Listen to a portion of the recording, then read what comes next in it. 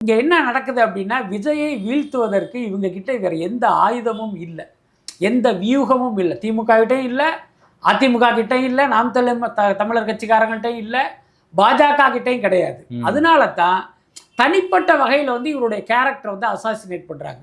இவர் வந்து அவ கூட போனால், இவ கூட போனால், இந்த நடிகையோட போனார், அந்த நடிகையோட போனார் அப்படின்லாம் சொல்லி இவருடைய செல்வாக்கை குறைப்பதற்கான ஒரு முயற்சியில் ஈடுபடுறாங்க.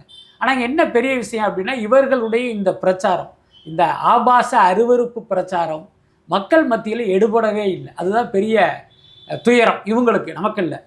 ஏன்னா இவங்க சொல்கிற இந்த பிரச்சாரத்தை எல்லாம் மக்கள் நம்பியிருந்தா, இப்போ விஜய் கரூருக்கு போனாலும் திருவாரூருக்கு போனாலும் யாராவது வருவாங்களா?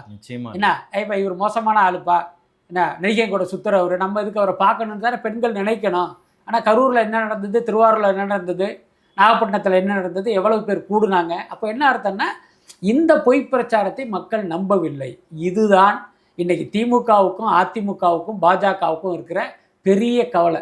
இப்போது புதிய அறிமுகம் ஆச்சி ஹோட்டல் சாம்பார் 50 கிராம் ரூபாய் 20 மட்டுமே.